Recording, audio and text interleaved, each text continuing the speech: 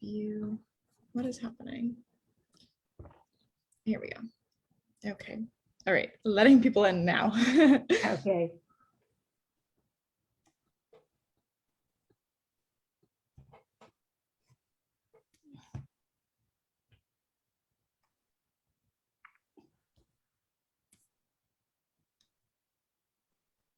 Welcome everybody who's joining us now.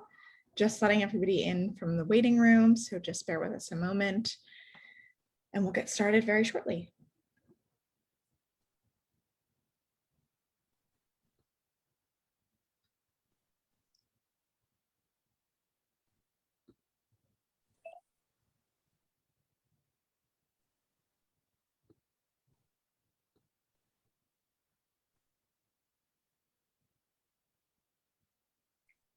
For everyone who's just joined us now, I'm just letting everybody in from the waiting room. Just give me a moment to let everybody kind of trickle in, and then we'll get started in just a minute.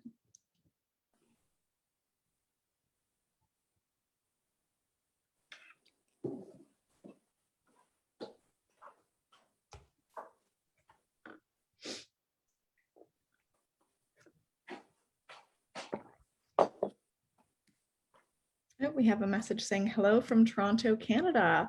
Very exciting.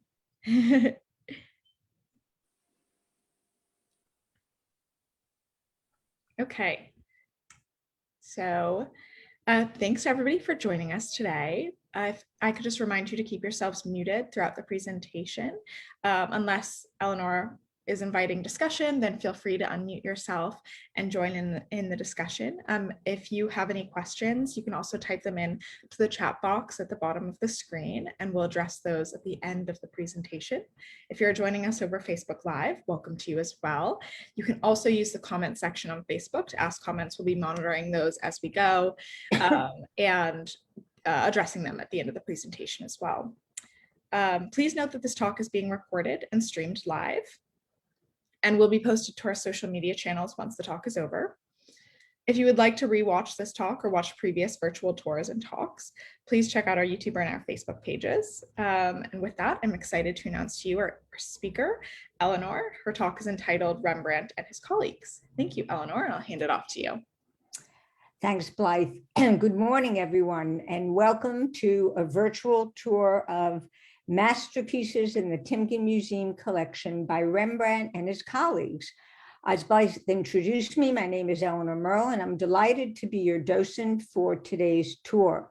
Now, a bit of background will help in understanding the works in this gallery, consisting of artists who are Dutch and Flemish. As background, let's start with a map of the Netherlands, which shows that in the 17th century, the Netherlands consisted of the Northern Netherlands and the Southern Netherlands. The Southern Netherlands was a Catholic country under the rule of the Spanish Habsburgs. Its people were referred to as Flemish, which derives from Flanders, its richest and most important county. Artists from the Spanish Netherlands generally painted in the Baroque style, which is characterized by drama, rich, deep color, and intense light and dark shadows. Now we find quite a different story in the North. The 17th century in the North was a unique era of political, economic, and cultural greatness, during which the newly minted country of Holland ranked among the most powerful and influential in Europe and the world, which was erupting with artists of such skill and inventiveness that they continue to enthrall us to this day. So what accounted for this burst of genius? Well, 3 words: independence, prosperity, and Protestantism. Can explain 17th century Holland. After a long victorious war of independence from Spain, a new ruling class emerges that quickly garners immense riches from its maritime empire. And how did the Dutch spend their newfound wealth? Well, recall that Calvinism, the form of Protestantism prevalent in the North, forbade pretension, ostentation, or self-aggrandizement, any sin of pride. So these strict Calvinists couldn't display or consume evidence of their success. For example, landed estates, sartorial splendor, etc. The only material objects that flew under the radar were paintings. So they commissioned paintings, and for the first few decades, an entire body of brilliant artists arose, wonderfully capable of meeting the challenge. They painted in a new style of realism, referring back to the early Netherlandish artists like Jan van Eyck. The predominantly Protestant Dutch society would not allow the presentation or idolization of religious or biblical figures, instead favoring more conservative themes. This resulted in the Dutch focusing on more realistic painting and defining new concepts in portraiture, characterization, landscapes, and still life. So, what do they paint? Well, painters turn to art that reflects themselves, that tells them who they are, what they aspire to. Toward this end, artists devised 4 categories of painting, which they either invent, innovate, or elevate. 3 are unique to the Dutch. First, genre art, paintings that celebrate their daily lives. Such art was totally unknown in other countries, an explanation perhaps residing in the Dutch love of their home and the family it shelters. Second, they innovate and breathe life into still lifes. The Dutch virtually invented still lifes, evidenced by the fact that the English term derives from the Dutch word stil even, things that stand still. Up until then, still lifes were mere wall decorations or space keepers. Third, they celebrate landscape, raising it to the status of primary subject matter. Before, it was secondary, a stage setting, but not for the Dutch, who love this flat, uninspired, and uninspiring landscape. They had fought hard for every meter of that land against the Spanish and the sea, and it was a great source of pride. The 4th category is portraits, which of course the Dutch didn't invent. But then there was Rembrandt, with whom we could open and close the discussion. But there's much more to Dutch portraiture than Rembrandt. There's Frans Hals, for example. So I'm excited to share with you examples of each of these new styles in our tour today.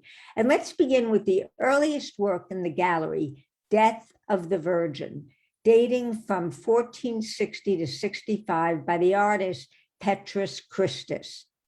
Petrus Christus was an early Netherlandish painter active in Bruges from about 1444, where along with Hans Memling, he became the leading painter after the death of Jan van Eyck.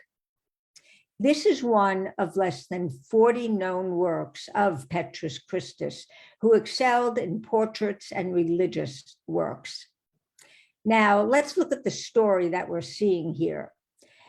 The apostles prepare to administer extreme unction, or the last anointing, the final sacrament administered at death, to the Virgin, bringing along a container of holy water, a censer, and the Holy Scriptures. The Virgin holds a candle traditionally placed in the hands of the dying as a symbol of Christian faith. She's surrounded by the 12 apostles who, as it's told, she called to be at her death. Scattered throughout the world, they were said to be miraculously transported to her side when she died. So specifically depicted in this work is the dormition, or the falling asleep of Mary, and her bodily assumption into heaven. Dormition expresses the belief that Mary died without suffering, in a state of spiritual peace. Now, the painting is particularly unusual because it shows 3 episodes of the story in one painting, and you're carried around the painting by the movement of the color red, which is carefully dotted around the composition. So on the left, you have the moment of the Virgin's death, where, as we mentioned, she holds a candle, which symbolizes her impending death. Above, the angels bear Mary's soul to heaven, where God the Father welcomes her with open arms. Notice that God has a face. And on the right, we have the reception of the Virgin's girdle or belt by St. Thomas. And this is Doubting Thomas, the latecomer. And this is proof of the Assumption. Being the artist's largest work suggests it was intended as an altarpiece, likely created for a wealthy patron for use as a devotional object in a private chapel. Petrus combined the jewel-like colors and light interplay achieved through the Flemish breakthroughs in the use of oil paints and glazing technique, which is associated with Jan van Eyck and Roger van der Weyden. And he was the first Flemish artist to utilize the Florentine one-point perspective system of Brunelleschi and Alberti. So you can notice the focus point toward the back of the painting. Now, interestingly, this work originally was the center panel of a triptych. Now, unfortunately, the side panels were destroyed during World War II, but we can see how the work would have originally been seen. So here are the images of the two wings, St. John the Baptist on the left and St. Catherine on the right, as the triptych would have originally appeared. The large size of the saints stresses the fact that they're outside the specific context of the scene in the center, and it suggests that they're serving the divine representations as the divine representations of the donors, whomever they may have been. Now, Petrus Christus was quite innovative for his time, and we can see this in our next work, Portrait of a Female Donor and Portrait of a Male Donor, done at about the same time. So here are the two panels. Now, we don't have evidence that these were the two wings of a triptych, but that is what we might assume. And I'd like to focus on the female donor for a moment. The woman, dressed in sumptuous clothing, kneels at a prie-dieu on which there's an open book, and she looks up and presses her hands together in prayer. A shield on the wall bears the arms of the Vivaldi, a Genoese banking family who often did business in the north. A woodcut of Saint Elizabeth of Hungary has been stuck to the wall with red sealing wax, perhaps because she's the woman's namesake. This portrait, as we said, we believe was a wing of a triptych, and the central image would have been for devotion. Now, this portrait is among the masterpieces of early Netherlandish painting, and it marks a new development in Netherlandish portraiture because no longer does the sitter sit in front of a neutral background, but in a concrete space defined by the background wall panels. The unknown woman, whose exquisite clothing suggests she might come from France, radiates an aura of discretion and nobility, while appearing slightly unreal in the elegant stylization of her form. Now let's move along to the 16th century, and we have a work by Peter Bruegel the Elder, considered one of the greatest Flemish Netherlandish painters. More than any other painting, he helped free landscapes from their dependence on religion. In this painting, Bruegel depicts the Bible's parable of the sower, partly as a reflection of this newly grasped sense of the vastness and variety of the earth. Remember the importance of the Dutch and world trade at this time. Painters began increasing the space and depth of their landscape backgrounds. In the distance of this painting, we can see ships are well on their way out to sea, indicating trade and a busy port. Now, Bruegel had recently returned to Antwerp in about 1555, following a 2-year stay in Rome. And this landscape is an evocation of scenery he'd seen on his trip. Obviously, it's not the landscape of Holland.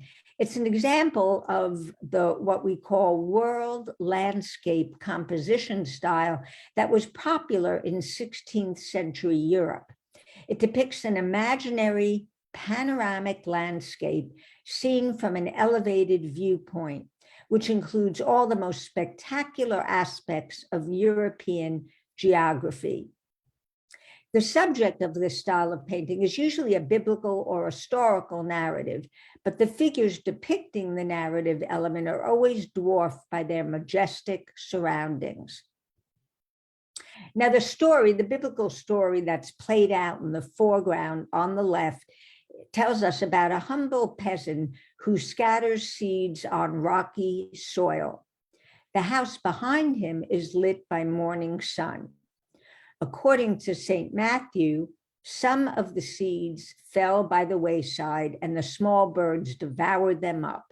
Some fell in stony places where they didn't have much earth, and some fell among thorns, but others fell into good ground and brought forth root.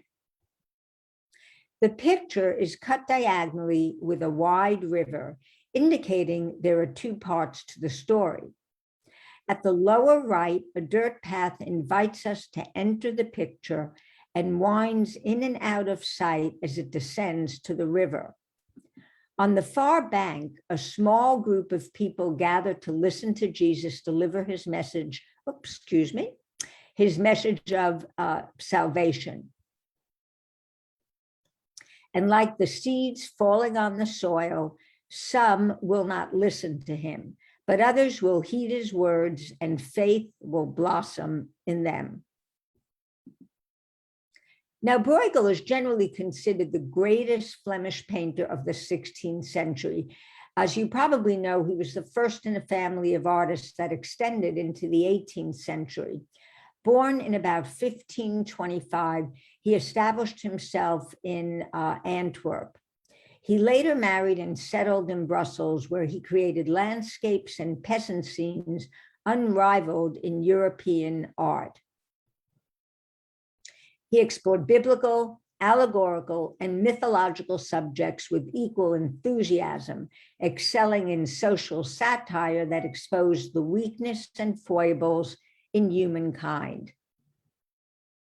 Now, following Peter Bruegel in the 17th century was Jacob van Ruysdael. There was arguably no 17th century Dutch artist who captured the flatness and expanse of the Dutch landscape better than van Ruysdael.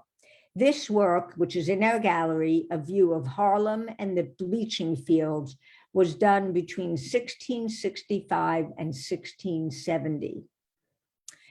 Jacob van Ruysdael learned to paint from his father, who was a frame maker, art dealer, and painter, and from his uncle, who was also a painter.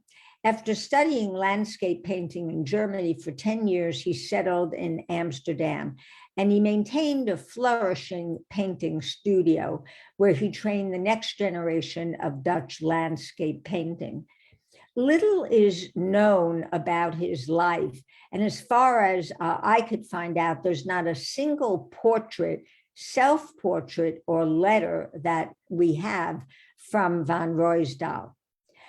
The subject of this painting is the bleaching of clothing and uncut cloth.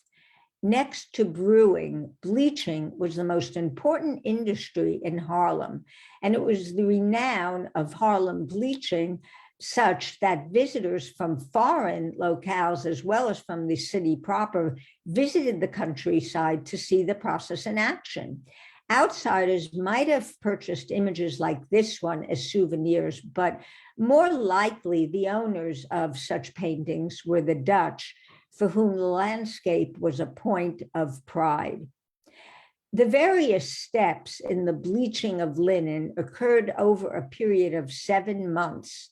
The sand dunes surrounding Haarlem provided the best linen bleaching conditions in Europe. And the lucrative dairy industry provided the byproduct of buttermilk, which would have been discarded had it not been used for bleaching. I don't know how many of you have ever tasted or drank buttermilk. It's definitely an acquired taste, but some folks really do enjoy it. Now, at the peak of its prominence, Haarlem was producing some 44,000 cloths each year, and it was known as Holland cloth, or simply Holland in England and elsewhere. Haarlem remained an important source of bleached linens for European nations and their colonies until its economic decline in the early 18th century. Now, this scene is depicted from a raised vantage point, the landscape occupying the lower third of the canvas, which is flat and expansive. The artist arranges the buildings and the rows of linen to lead the eye diagonally through alternated areas of shadow and light. In contrast to the enormous, puffy, cumulus clouds above, representative of Van Ruysdael's landscapes, the land is marked by carefully plotted fields, tidy houses, and detailed greenery. Sky and earth are separated by a nearly straight horizon line, which is typical of his landscapes. The presence of St. Bavo's Church on the horizon identifies the city beyond as Haarlem at the time, suggesting that the role of divine providence in the success of the Dutch. Van Ruysdael completed about 15 views of Haarlem showing the linen bleaching fields. In addition to making 700 paintings and 100 drawings, Ruysdael received a medical degree in 1676 and probably pursued a successful second career as a surgeon.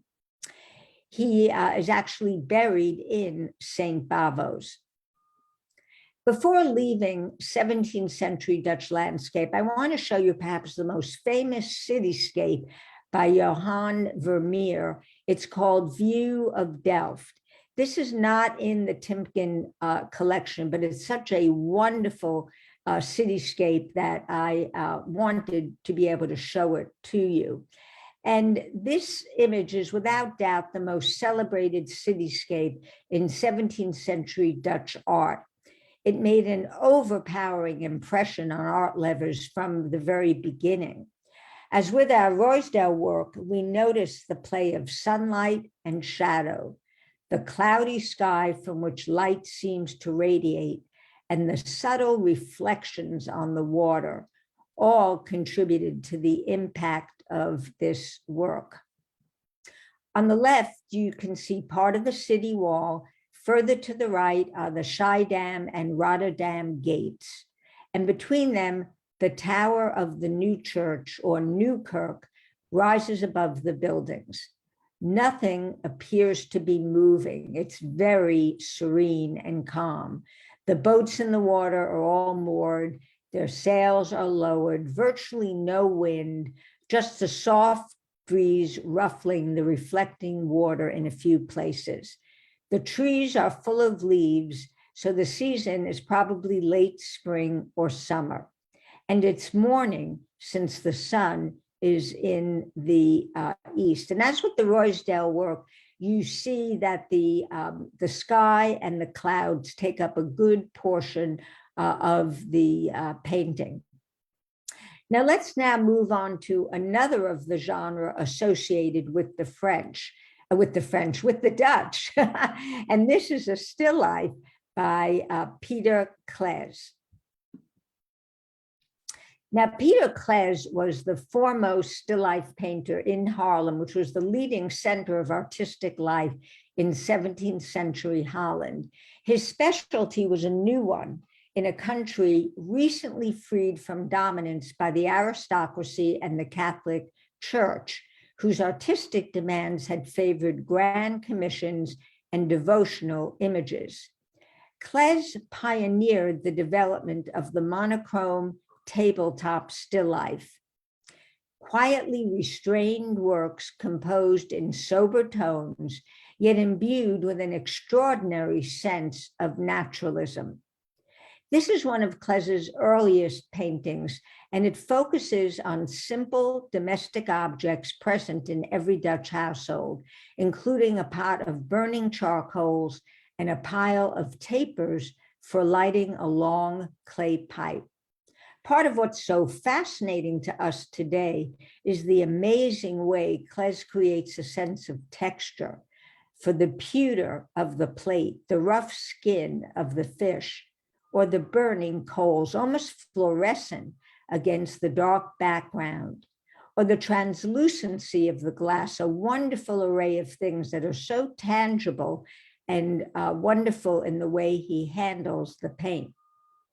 The Dutch delight in material goods extended to collecting paintings, and citizens of all classes wanted visual records of a society grown prosperous through thriving international trade.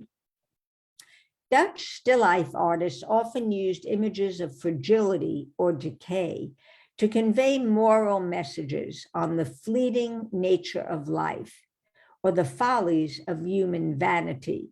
Such works were called vanitas paintings. And here's an example of such a work by Klees done the following year. Now, Klees knew about the material possessions of a wealthy household, and he painted those on occasion.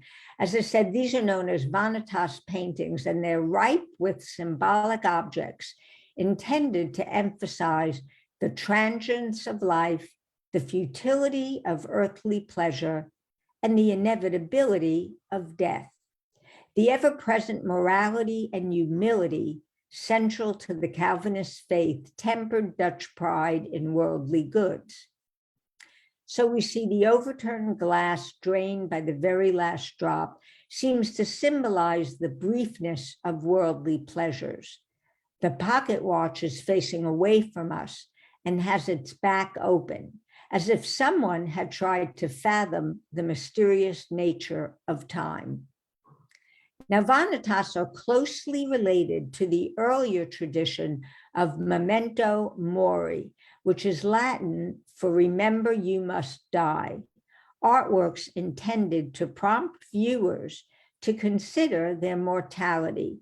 The skull is an example of a memento mori image, symbolic of death. But unlike memento mori, vanitas paintings also include other symbols, such as musical instruments, wine, and books, to remind us explicitly of the futility of worldly pleasures and goods.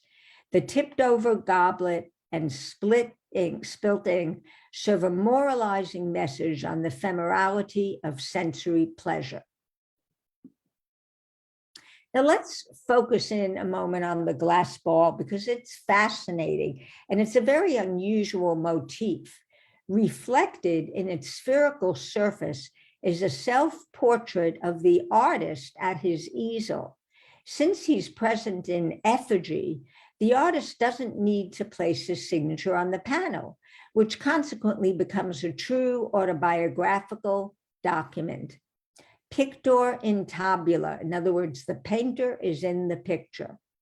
The reflection of Klee's self-portrait in his still life may also be understood as a pointer to the fact that every painting conceals more than it reveals. In its reflective fragility, the glass ball also recalls a soap bubble, a conventional symbol in still life painting for the fatal frailty of human life. Man is like a soap bubble. Now, it's not clear if the humble spread shown in the Timken picture, which is, by the way, often called a breakfast piece or smokers' accoutrements, this picture, whether this picture has a deeper meaning, other than the artist's joy in depicting the world around him, what ordinary life in Haarlem might have been like. Perhaps we might consider it a suggested vanitas with its already burned coals and dead herring, rather than an explicit vanitas.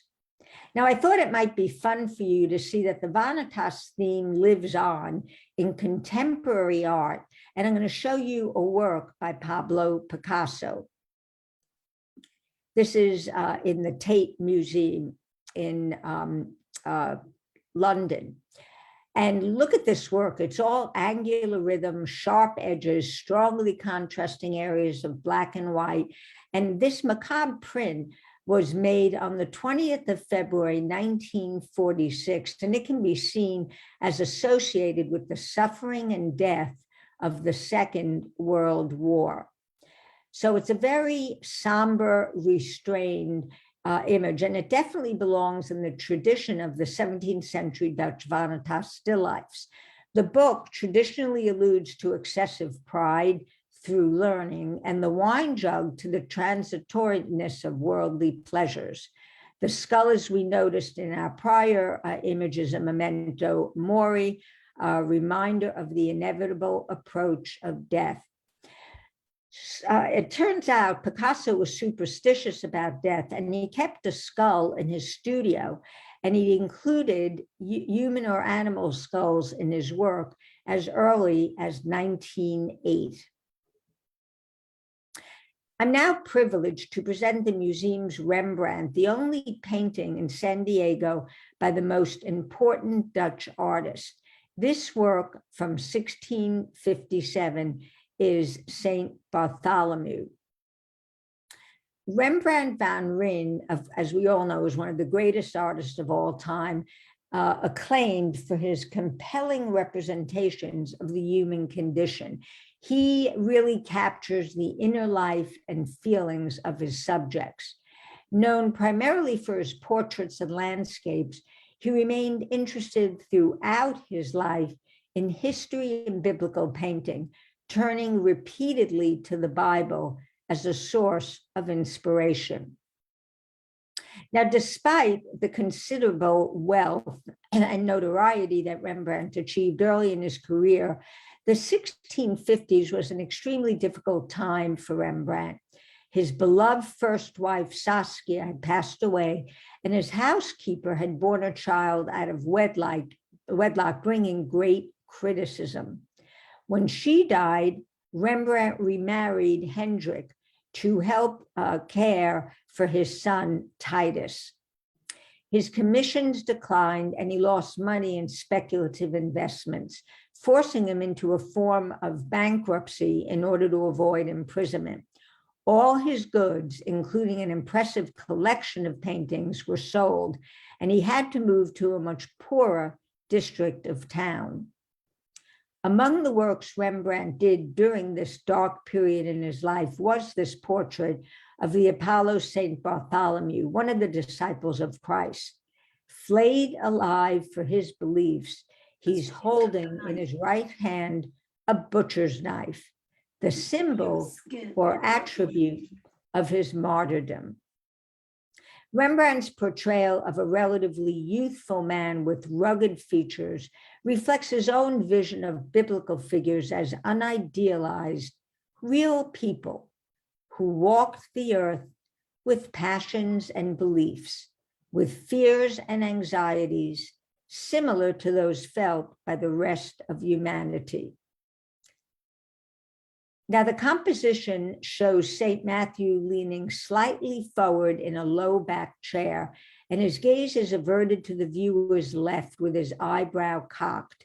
Strong light brilliantly illuminates the right side of his face, revealing his hollow cheek and furrowed brow.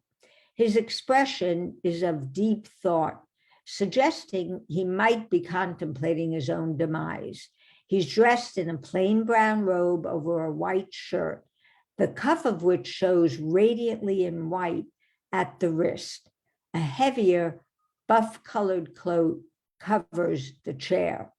And notice Rembrandt's celebration of texture through the impasto technique of applying thick layers of paint. We see it around the apostle's face with his furrowed brow and contemplative expression, as well as the burst of white at his cuff.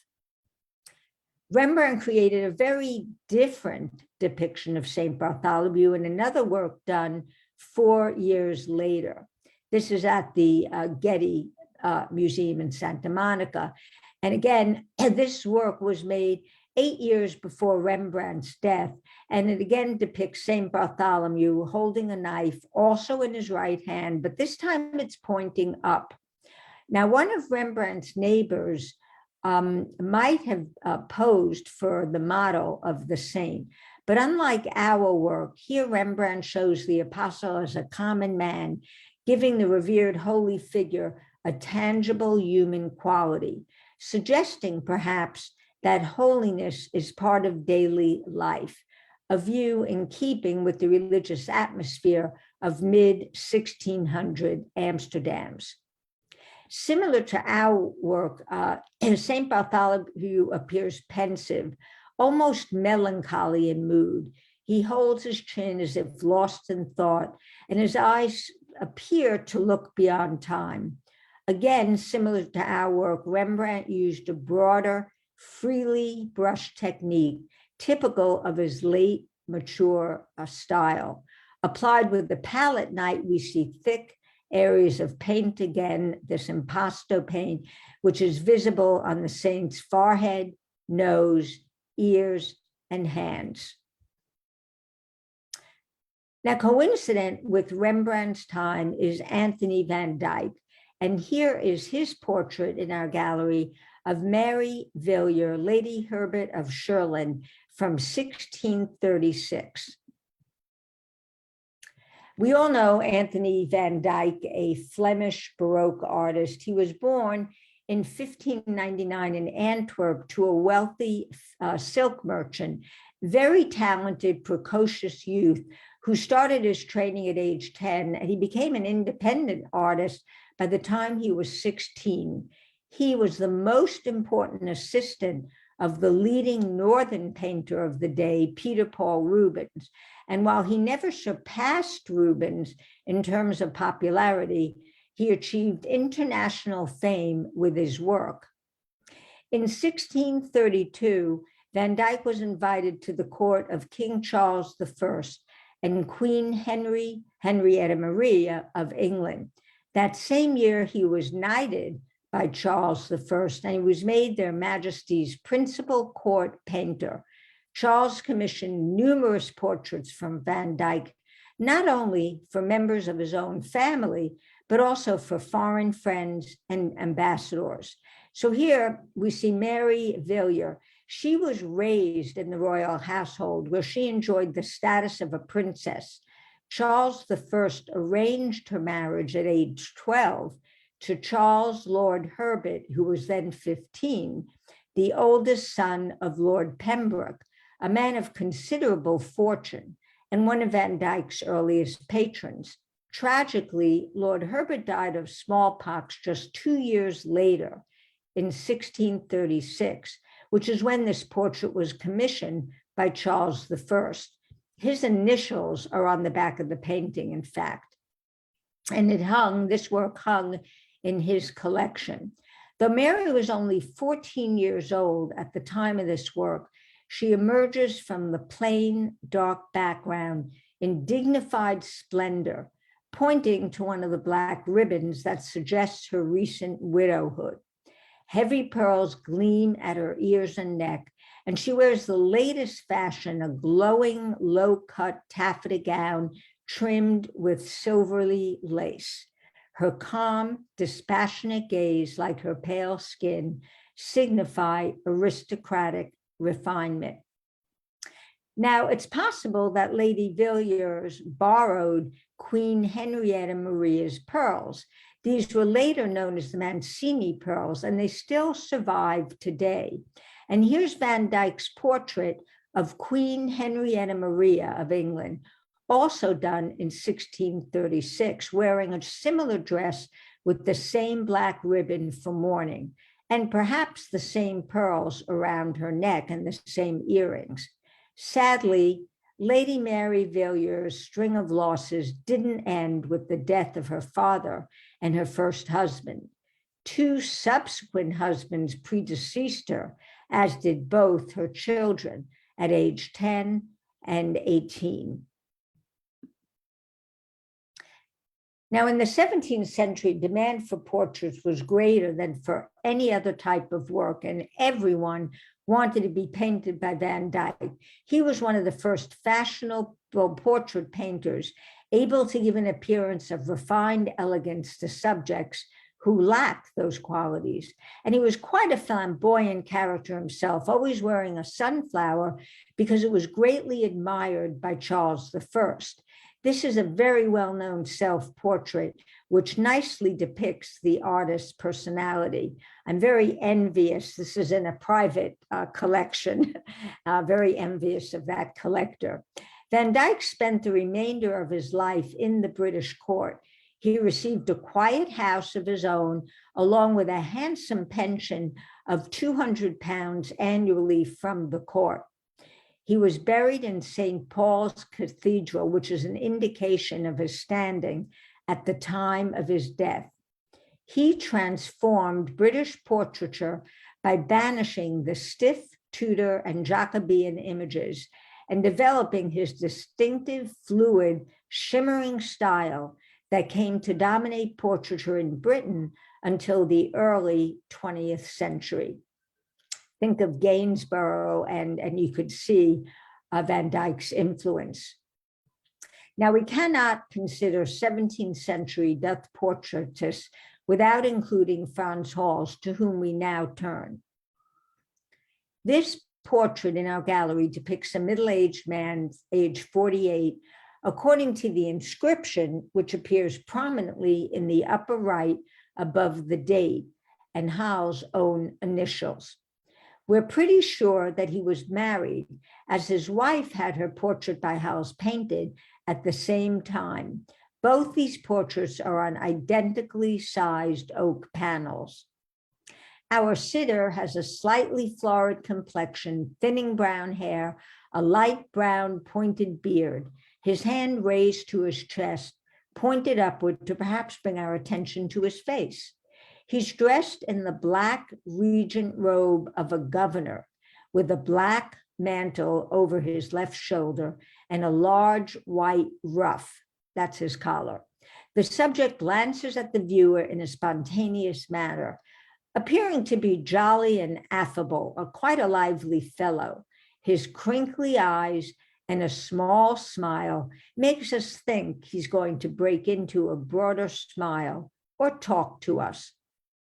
And notice the spectacular detail of that collar, a similar one worn by his wife. It's almost transparent. It appears to reflect light into the sitter's face. This round and flat variation is often called a millstone collar, after its resemblance to that object. And you can be sure that you could not move your head very well wearing this collar. At the time, the larger and more elaborate the collar, the higher your status. The collar's stiffness, as I said, created an upright posture, and it was quite an impractical piece of clothing. A sign of Hals' skill is that he painted this intricate collar directly on the canvas, no underlying drawing. And this, as I said, is the pendant painting in the Detroit Institute of Art, and we see similar coloration and dress. And as I noted, the size of the panels are the same. Now, Hals was also born in Antwerp to a weaver, but he became a painter. And like many, his family emigrated from the Spanish Netherlands to Haarlem in 1585, when the most important Dutch city at the time, Antwerp, was captured by Spanish forters. In 1610, at age 27, he enrolled as a member of Haarlem's Artists Guild, the Guild of St. Luke, and he set up his workshop. By the 1620s, he was considered the leading portrait painter in Haarlem. He used strong color, loose, slashing, sketch-like brushstroke to give vitality to his portraits. His strokes are clearly visible on close inspection, but from a distance, his paintings form coherent images that capture the immediacy of the moment. Now, later in life, his love of beer and wine that was celebrated in his paintings, in his group paintings in particular, spilled over into his personal life. With 10 children and a brawling second wife who was often in trouble with the law, he fell out of favor. His creditor took him to court several times, and to settle a bakery debt in 1652, he sold his belongings.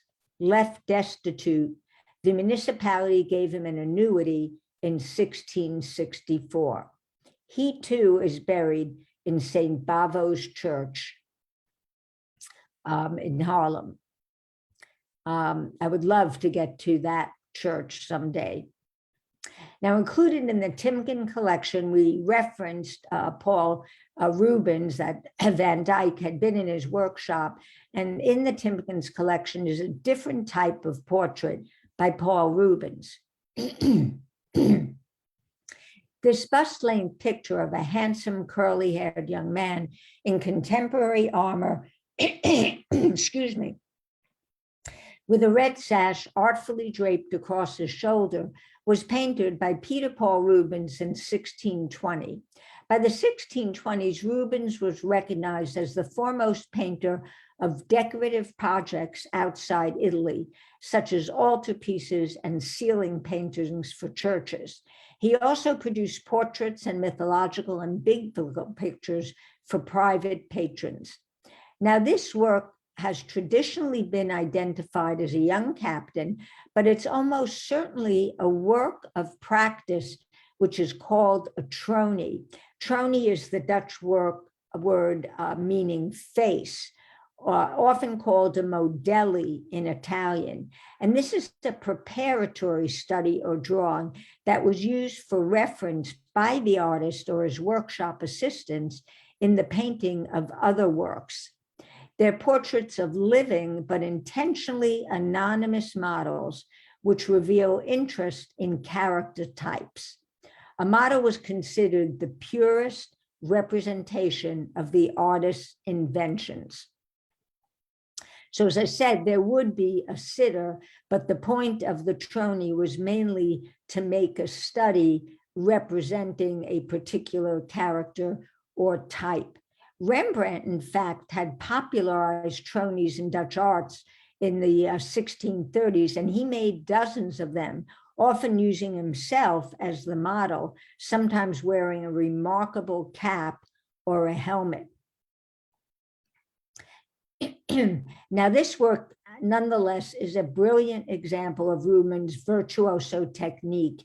He was extraordinarily accomplished in his ability to achieve with speed and efficiency the image he wanted to create. It's a tour de force of painting, accomplishing an animation and an excitement it can only do if you paint rapidly.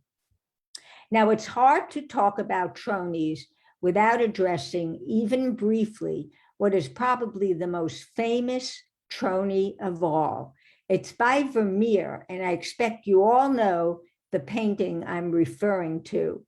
So if anyone wants to open their mic and guess what this so well-known work by Vermeer is, and it's a tronie, just yell it out.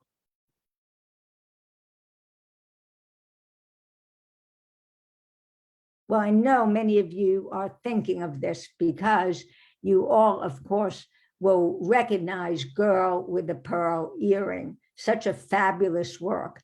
And we have a young woman who looks over her shoulder at us, and she holds her head slightly to one side.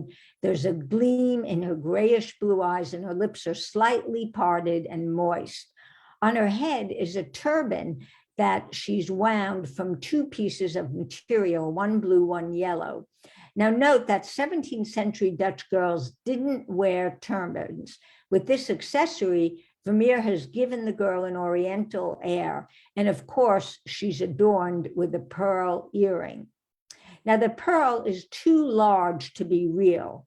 Perhaps, she's wearing a pearl drop made of glass, which has been varnished to give it a matte sheen.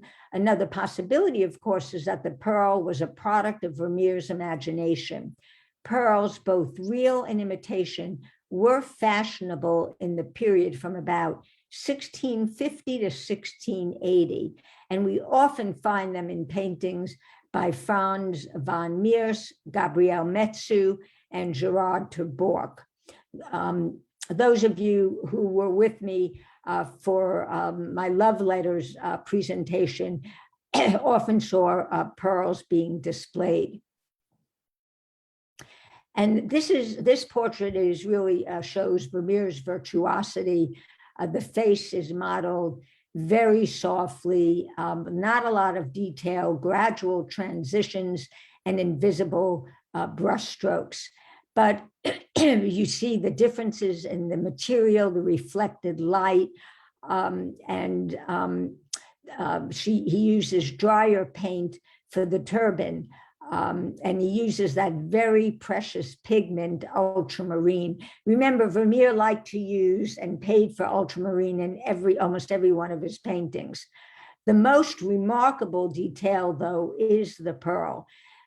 This consists of little more than 2 brushstrokes, a bright highlight at the upper left and the soft reflection of the white collar on the underside. So we'll close with a tiny gem.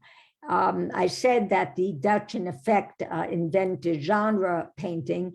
So I want to show you one of our genre works in the Dutch Flemish Gallery, Lady Receiving a Letter by Gabriel Metsu. And in my presentations on love letters, all of you learned that writing letters became very fashionable in Europe in the 17th century after the establishment of the postal system. And the Dutch Republic education strongly emphasized, and the population was quite literate at an earlier date than other European countries. And they had one of the earliest systems of mail. And remember, unlike today, the recipient, not the sender, paid the postage. The Netherlandish people loved writing letters. Now here we have a young woman who is shown in an elegant garden setting framed by the arches of an arcade through which we can glimpse a grand Palladian villa in the distance, conveying elegance and wealth. The delivery of a letter by a messenger, noted by his black hat, appears to have interrupted the young woman who sits with an open book on her lap. As to the identity of the letter writer, art historians are quite certain that the gentleman in another Metsu painting, a man writing a letter now in the collection of the Musée Fabre in France, is the man in question. There's persuasive evidence that this other work is that pendant painting. Their comparable size and complementary 3/4 format support the assumption that Metsu conceived them as pendants or companion pieces. A close review of both pictures show that both desks are at the same level and both the individual's hands are in essentially the same position. Each also includes a second person. Notably, these 2 works appeared as a pair in 3 separate sales, 1814, 15, and 18. According to a leading scholar of Metsu's work, Metsu represented himself as the man in the Montpellier painting and his wife Isabella as the model for the Timken's work. Gabriel Metsu was born to the Flemish painter Jacques Metsu, and he spent a good portion of his life in Leiden, where he was a member of the Painting Guild. He left after a scandal involving his visit to a brothel, and it was believed that he'd quit painting, but this isn't the case, as several of his works surfaced after his leaving the Guild. And this brings our tour to a close. I hope you enjoyed this whirlwind tour through the Timken's Dutch and Flemish Gallery and a few other works. And I look forward to, of course, any comments or questions you may have. Thank you. Thank you so much, Eleanor. That was wonderful. I see that we do have a couple questions in the chat. So the first one is just asking if you could confirm again or repeat the name of the church in Haarlem that you were talking about, that some of the painters are buried at. Saint Bavo's, Okay. B-A-V-O, yep. Okay, perfect. Thank you so There are much. 2 churches in the Netherlands I definitely want to visit. St. Bavo's is one, and of course the other is Ghent Cathedral, the altar by Jan van Eyck in Ghent Cathedral, the 15-foot altar. So 2 sites in the Netherlands that are worth a visit. Yes, definitely. And then we have another question from Facebook that's asking, are we seeing her teeth? Wasn't that considered scandalous at the time? I'm not sure exactly which painting that's referring to. I'm guessing it might be the girl with the pearl earring because her mouth was slightly open. But maybe if you just want to, do you know anything about if it was a scandal to show your teeth?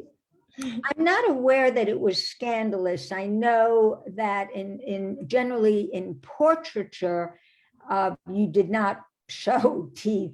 The images, remember that the portraits were generally done at this time, absent some of the group scenes of that were more genre-like by Frans Hals, but portraits were typically done by upper class folks, and they wanted to present, an image that was a bit more austere and proper. But Girl with a Pearl Earring, if that's the one we're talking about, was a tronie. So again, it's, a character piece. And I think Frans Hals and some of his group portraits where he's showing figures in action would show teeth. So I don't believe it was scandalous. I believe it was just more the desire in portraiture at this time because of the formality of it, not to express emotion.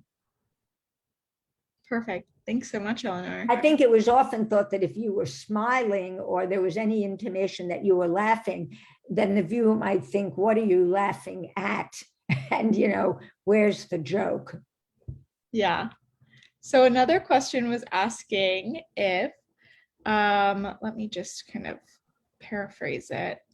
If you were going to mention or if you knew anything about the Southern Netherlandish style that came out of its Roman Catholic leanings versus the Northern area, Holland, that was Protestant and never showed paintings of anything that could be thought of as connected to idol worship. Ooh, I think that's a very heavy duty question, which in the time we have might not be able to fully explore. Of course. I mean, what I tried to mention early on is that the South through the 17th century was much into the very heavy, Baroque style, which was, evidenced in the Counter-Reformation work of the Catholic Church. Now, the North did religious works. They just were not for the churches, because of iconoclasm. They just were not done in the churches. People definitely had private altarpieces, in their homes and religious works in their homes, but they just tended more toward the naturalism and the realism of, the genre and landscape and still life works we saw today. Amazing. Well, thank you so much, Eleanor.